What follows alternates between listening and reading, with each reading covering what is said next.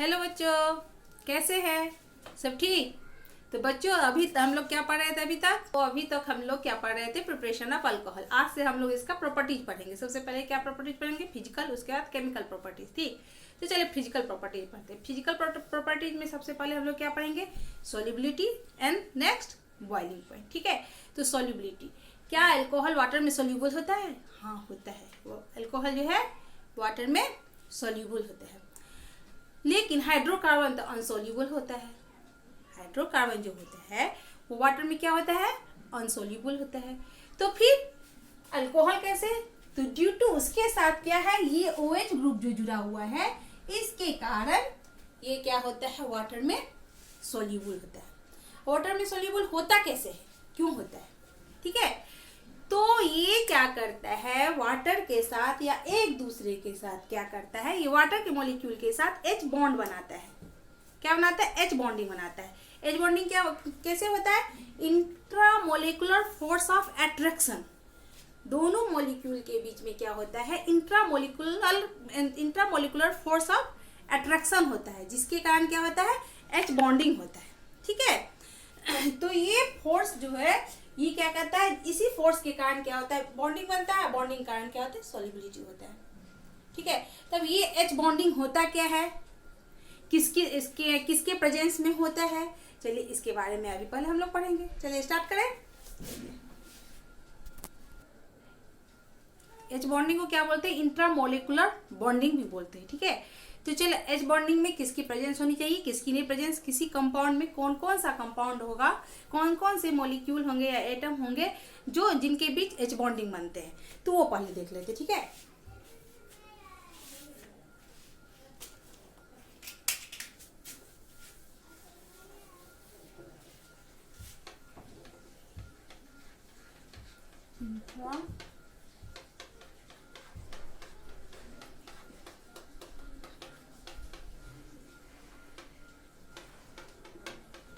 क्या है? ये मॉलिक्यूल के बीच में बॉन्डिंग है, इसे क्या कहेंगे?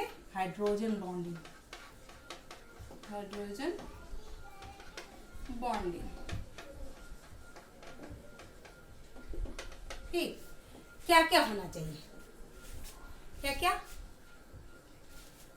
Fluorine, oxygen, nitrogen and H, तो ऑफ कोर्स तभी ना H बॉन्डिंग होगा। ये तीन चीज जो होगा तो उनके बीच में क्या होगा? हाइड्रोजन बॉन्डिंग होगा। क्या हो जाएगा?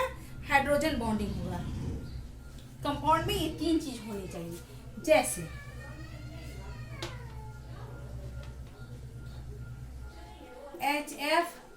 HF के बीच में क्या होगा? हाइड्रोजन बॉन्डिंग होगा। इसके बाद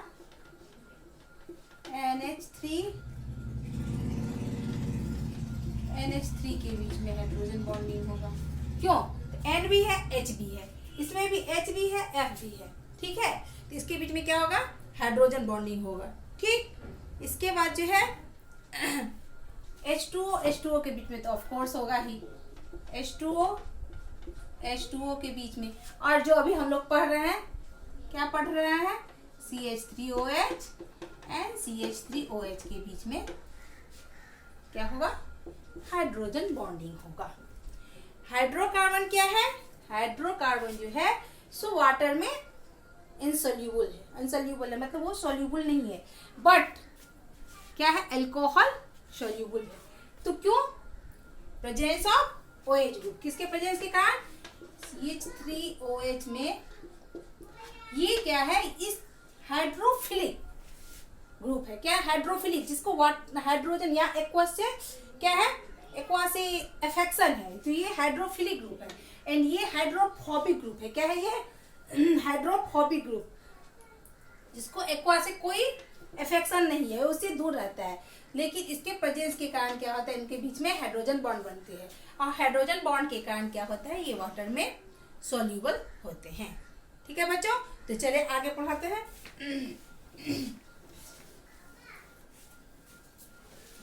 ऑलमोस्ट ये जो अल्कोहल जो होते हैं वो क्या होते हैं? लिक्विड फॉर्म में होते हैं। ऑलमोस्ट अल्कोहल लिक्विड फॉर्म में ही होते हैं। ठीक है, और ये H बॉन्डिंग किसके अंतर्गत आता है? ये आता है वंडर वाल फोर्स ऑफ अट्रैक्शन के अंतर्गत। किसके अंतर्गत आता है ये? Van der Waals force of attraction के अंतर्गत आता है। ठीक है, तो ये एच बॉन्डिंग जैसे अब हम लोग एल्कोहल में देखते हैं जो कैसे एच बॉन्डिंग होता है और कैसे ये वाटर में सॉल्यूबल होता है, इसकी सिस्टम कैसी है देखिए। जैसे CH पहला देते हैं, CH3OH, ये क्या है? सॉल्युबिलिटी में हाईली सॉल्युबल है। क्या है? Highly soluble. ठीक, CH3 CH2OH, ये भी क्या है? Highly soluble.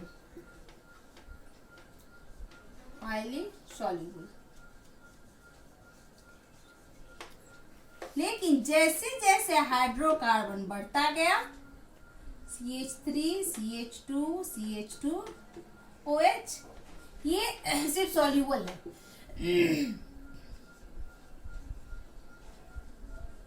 सॉल्युबल है क्यों? जैसे जैसे हाइड्रोकार्बन की संख्या बढ़ती गई, इसकी सॉल्युबिलिटी धीरे धीरे कम होती गई, क्योंकि सॉल्युबल ये क्या है?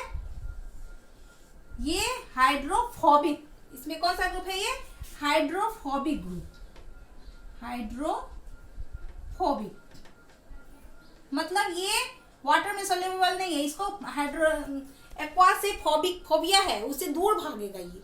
ठीक है, उसमें सॉल्युबल नहीं है। लेकिन OH ग्रुप क्या है? हाइड्रोफिलिक। क्या है ये? हाइड्रोफिलिक। इसको एक्वा से या हाइड्रोजन से बोल सकते हैं। एक्वा से क्या है? इसको अट्रैक्शन है, हाइड्रोफिलिक।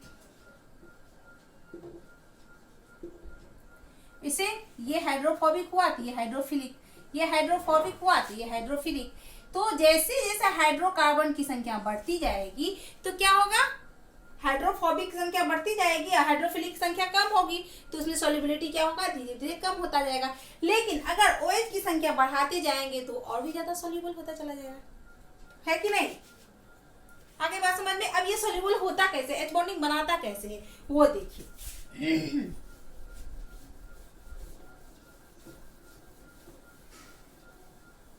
देखिए, हम लेते हैं जैसे CH3OH,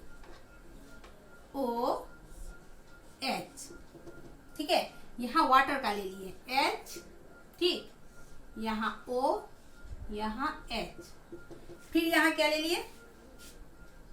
यहाँ ले लिए CH3OH, ये चलता जाएगा। फिर यहाँ मान लो ले लो वाटर का, यहाँ ले लिए O,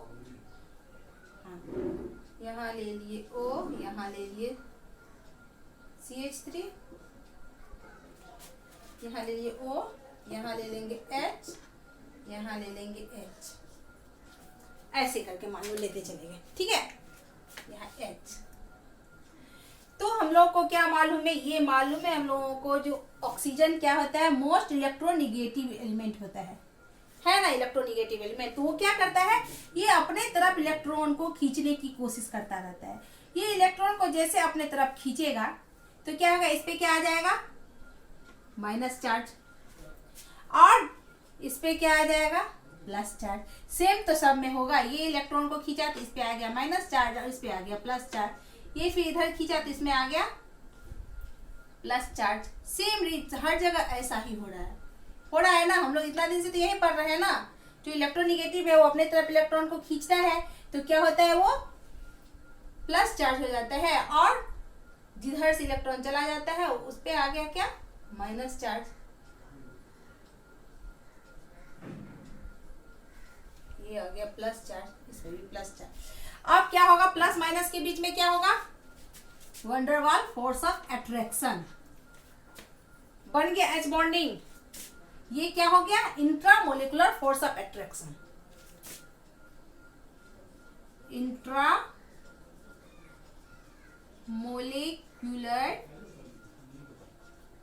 फोर्स ऑफ अट्रैक्शन।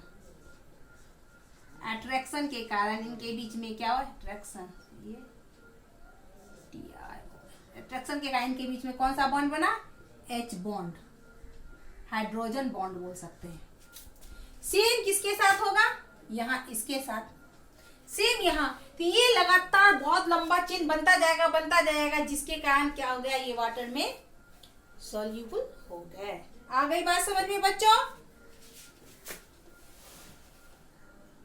ये तो मीथेन है, यहाँ हम बोल रहे थे यहाँ है इलेक्ट्रोस्टैटिक फोर्स ऑफ अट्रैक्शन के कारण होता है, इनके बीच में इंट्रामोलिकुलर फोर्स बनता है, ठीक है, बॉन्ड बनता है जिसे हम H बॉन्ड कहते हैं। ये अट्रैक्शन का फोर्स क्या होता है, इलेक्ट्रोस्टैटिक फोर्स ऑफ अट्रैक्शन रहता है, ठीक है बच्चों। वहां थोड़ा मिस्टेक हो गया था, उसको ठीक कर लीजिएगा, ठीक। तो अब ये डेली के यूज में हम लोग जैसे क्या कहते हैं, ग्लूकोज, ग्लूकोज का क्या होता है, C6H12O6 होता है। तो इसके बीच में भी क्या होता है, ये क्या होता है, वाटर में सॉल्यूबल होता है। ग्लूकोन डी तो पीते ही होंगे हम लोग, गर्मी में सब पीता है। तो ये क्या होता है, वाटर में सॉल्यूबल होता है। इसका स्ट्रक्चर कैसा होता है, एक एग्जांपल ये भी है,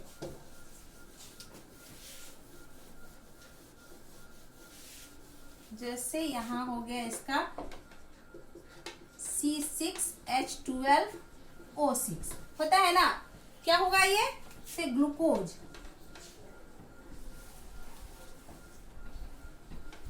इसमें कार्बन की कितनी संख्या होती है, 6, 1 2 3 4 5 एंड 6। पहला तो एल्डिहाइड ग्रुप से जुड़ा है, यहाँ O यहाँ H, ठीक है। यहाँ क्या होता है, ऊपर में O यहाँ इधर H।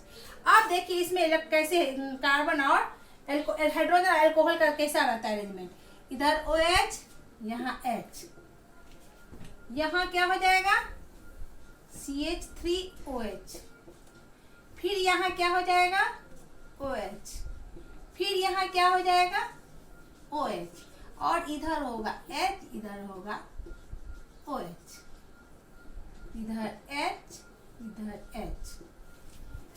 आ गई बात समझ में? सॉरी यहाँ पे तो 4 वैलेंसी होती है ना, यहाँ 2 CH2OH, ठीक। इसका स्ट्रक्चर थोड़ा भी गड़बड़ाना नहीं चाहिए, ऐसे ही इधर 3 था OH OH OH, और इधर एक OH, और इधर H, इधर एक OH, ठीक है। तो ये क्या होता है, वाटर में सॉल्यूबल होता है। वैसे ही होता है क्या, शुगर का, शुगर में 8 अल्कोहलिक ग्रुप OH ग्रुप होते हैं, इसलिए वाटर में थोड़ा भी करेंगे तो क्या होता है, सॉल्यूबल हो जाता है। तो आगे बात समझ में, सॉल्युबिलिटी क्यों होती है, क्योंकि इनके बीच में कौन सा बॉन्डिंग होता है, H बॉन्डिंग। H बॉन्डिंग के कारण ये क्या होता है, अल्कोहल वाटर में सॉल्यूबल होते हैं। आगे बात समझ में बच्चों, जैसे जैसे क्या होती है, हाइड्रोकार्बन की संख्या बढ़ती जाती है, उनकी सॉल्युबिलिटी वाटर में क्या होती है, कम होती जाती है। क्यों, तो हाइड्रोकार्बन क्या होता है, वाटर में अनसॉल्युबल होता है, वो हाइड्रोफोबिक होता है, बट OH ग्रुप जो उसमें अटैच होता है, इसी के कारण वो क्या होता है, वाटर में सॉल्युबल होता है। क्योंकि OH ग्रुप क्या होता है, ये हाइड्रोफिलिक ग्रुप होते हैं। आ गई बात समझ में आप? तो अब नेक्स्ट हम लोग क्या चलेंगे, किस पे, बॉइलिंग पॉइंट।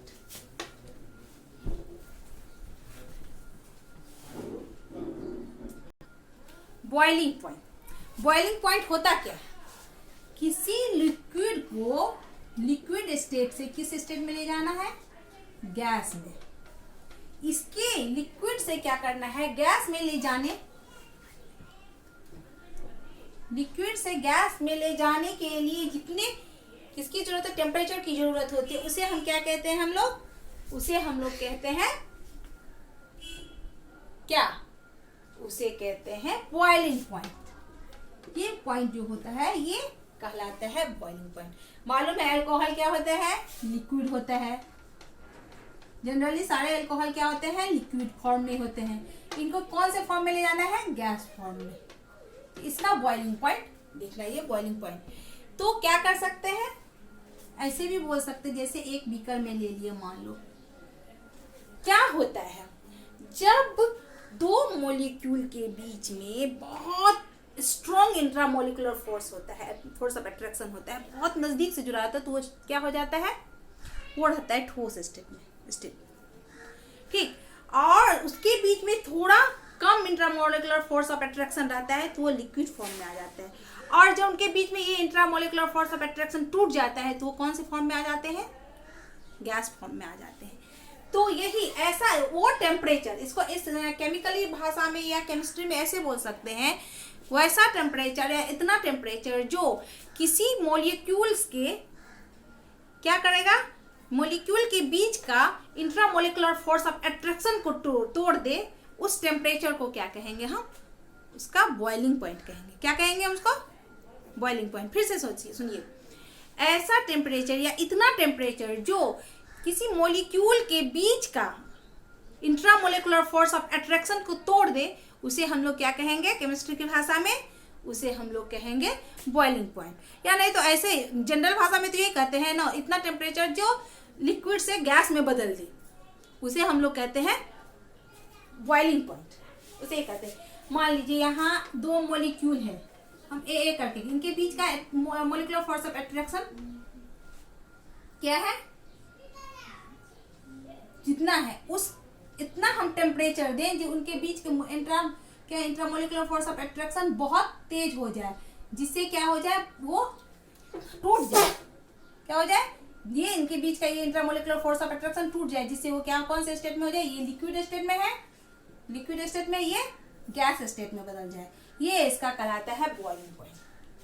क्या कहलाता है इसका? ये बॉइलिंग पॉइंट। तो देखें कौन से अल्कोहल का कैसा बॉइलिंग पॉइंट होता है, किस स्टेट में बॉइलिंग पॉइंट बढ़ता है, किसमें कम होता है। देखिए C2H5OH ये क्या है? इथेनॉल या इथाइल अल्कोहल कहते हैं। इसमें कार्बन की संख्या कितनी है? 2। हाइड्रोजन की संख्या कितनी हो गई? 6। और ऑक्सीजन की संख्या 1। अब इसमें देखो CH3OCH3, कार्बन की संख्या 2, हाइड्रोजन की संख्या 6, ऑक्सीजन की संख्या 1। दोनों क्या है? अगर इनका ये देखेंगे स्ट्रक्चर की ये इसका हिसाब से देखेंगे तो दोनों में कार्बन की संख्या सेम है, ऑक्सीजन की संख्या सेम है, तो ये आइसोमर हो गए एक तरह से। बट इसके बीच में क्या होगा? हाइड्रोजन बॉन्डिंग होगा, बट इसके बीच में हाइड्रोजन बॉन्डिंग नहीं होगा। क्यों? तो यहाँ जो है O का बॉन्ड कभी भी H के साथ कहाँ बन रहा है? ये कार्बन के साथ बन रहा है। जब O का कार्बन के साथ बन रहा है तो यहाँ H बॉन्डिंग होगा ही नहीं। H बॉन्डिंग नहीं होगा तो ये क्या होगा? ईथर। ये ईथर है ना, ईथर वाटर में सोल्यूबल नहीं होगा, बल्कि जबकि अल्कोहल जो है वाटर में सोल्यूबल है। वैसे बॉइलिंग पॉइंट में देखिए, यहाँ मान लो हम ले अल्कोहल C2H5, यहाँ आ गया O, यहाँ आ गया H, ठीक है। यहाँ पे ले लिए फिर से हम क्या, यहाँ ले लिए H, यहाँ लिए C2H5, यहाँ ले लिए O, फिर यहाँ ले लिए H, यहाँ ले लिए O, यहाँ ले लिए C2H5। ऐसे ही बन रहेगा ना। इन दोनों के बीच में बना इंट्रामोलिकुलर फोर्स, और ये इलेक्ट्रोस्टैटिक फोर्स से बना ना, इनके बीच में अट्रैक्शन है ना, ये एक दूसरे से कौन सा बॉन्ड बनाते हैं? H bond. तो इस बॉन्ड को तोड़ने में, ये बॉन्ड बन गया, इस बॉन्ड को तोड़ने में क्या होगा? ज्यादा किसकी जरूरत होगी? टेम्परेचर की जरूरत होगी। तो इथाइल अल्कोहल का टेम्परेचर क्या होता है? ऑलमोस्ट 78 डिग्री सेल्सियस ज्यादा है। जबकि अगर हम ईथर का केस ले लेते हैं तो क्या होता है? ये होता है CH3OCH3 एंड यहाँ CH3OCH3। इन दोनों के बीच में कोई अट्रैक्शन नहीं है, कोई बॉन्डिंग नहीं है, तो इनको तोड़ने में बहुत कम इसकी जरूरत पड़ेगी टेम्परेचर की। ये ऑलमोस्ट लगभग 40 डिग्री सेल्सियस पे ही बॉईल करने लगते हैं। तो किसका है? इसका बॉइलिंग पॉइंट ज्यादा है और इसका बॉइलिंग पॉइंट क्या है? कम है। अल्कोहल के केस में क्या होता है? जैसे जैसे हम नीचे की तरफ जाते हैं बॉइलिंग पॉइंट क्या होता है? इंक्रीज होता चला जाता है। क्या होता है? इंक्रीज, क्योंकि जैसे जैसे हाइड्रोकार्बन की संख्या बढ़ती जाती है, उनके बीच में फोर्स ऑफ अट्रैक्शन बढ़ता जाता है, वैसे वैसे क्या होगा? उनका बॉइलिंग पॉइंट बढ़ता चला जाएगा। जैसे CH3OH, C2H5OH, जैसे ले लेते हैं CH3CH2OH या C3H7 लिख सकते थे, क्योंकि इनके बीच का सरफेस बढ़ता जा रहा है। वंडरवाल फोर्स ऑफ अट्रैक्शन क्या होता है? इसका सरफेस बढ़ता जा रहा है। जैसे जैसे सरफेस बढ़ता जाएगा वैसे वैसे इसका बॉइलिंग पॉइंट क्या होता जाएगा? बॉइलिंग पॉइंट इंक्रीज होता जाएगा। आगे बात समझ में? जैसे जैसे ये अल्कोहल में हाइड्रोकार्बन की संख्या बढ़ती जाएगी वैसे वैसे क्या होगा, इसका बॉइलिंग पॉइंट इंक्रीज करता चला जाएगा। क्यों? तो क्या होता है, कार्बन कार्बन इसमें कार्बन कार्बन के बीच की संख्या बढ़ती जाती है, इससे क्या होता है, इसका सरफेस बढ़ता जाता है। सरफेस जैसे जैसे बढ़ता जाएगा वैसे वैसे क्या होगा, इनका फोर्स तोड़ने में टाइम लगेगा और इसको गैस बनने में टाइम लगेगा, इसलिए इसको बॉइलिंग पॉइंट क्या है, बढ़ता जाए, उसकी टेम्परेचर की और ज़्यादा ज़रूरत होती चली जाएगी और जितनी ज़्यादा टेम्परेचर की जरूरत हुई उसकी बॉइलिंग पॉइंट उतनी बढ़ती चली जाएगी। आगे बात समझ में? आगे बात समझ में ना। अब एक दो नॉर्मल बातें, जैसे CH3OH, ये क्या है, मिथाइल अल्कोहल। ये बहुत ही पॉइजनस होता है। क्या होता है? ये बहुत ही पॉइजनस होता है। हल्का भी टच होने पर ये ब्लाइंडनेस ला सकता है और ज़्यादा होने पे तो ये लोग क्या हो सकता है, मर भी सकते हैं, मरते ही हैं ज़्यादा। जबकि जैसे जैसे हाइड्रोकार्बन की संख्या बढ़ती जाती है इसका पॉइजनस कम होता चला जाता है। ये क्या है, कार्बन की संख्या बढ़ने से क्या होगा, इसका पॉइजनस जो है कम होता जाएगा। ये C2H5 जो कि इथाइल अल्कोहल जो है ये बहुत ही कम, मतलब इसमें बहुत कम नशा होता है, इसको लेने से सिर्फ हल्का नशा सिर्फ आएगा, कोई और साइड इफेक्ट नहीं होगा। जबकि मिथाइल अल्कोहल से क्या होगा, लोग मर भी जाते हैं। ये सब नॉर्मल बातें हैं। मेन तो हम लोगों को पढ़ना क्या था, फिजिकल प्रॉपर्टी, जो हम लोगों ने पढ़ लिया। क्या था, पहला था सॉल्युबिलिटी और दूसरा क्या था, बॉइलिंग पॉइंट। दोनों में मेन फैक्टर क्या थे, H बॉन्डिंग। ठीक है, H बॉन्डिंग किसके कारण था, OH ग्रुप के कारण। आगे बात समझ में? बच्चों आज हम लोगों का क्या हो गया, physical properties of alcohol complete हो गया। नेक्स्ट डे से हम लोग क्या करेंगे, केमिकल प्रॉपर्टीज, उसके बाद रिएक्शन पढ़ेंगे। मन लगा के पढ़ते रहिएगा, मेरे चैनल को लाइक सब्सक्राइब और शेयर करते रहिएगा, कमेंट सेक्शन में कमेंट देते रहिएगा और सब्सक्राइब करने के बाद बेल आइकन जरूर दबाइएगा। ठीक है, तब तक के लिए टेक केयर, बाय।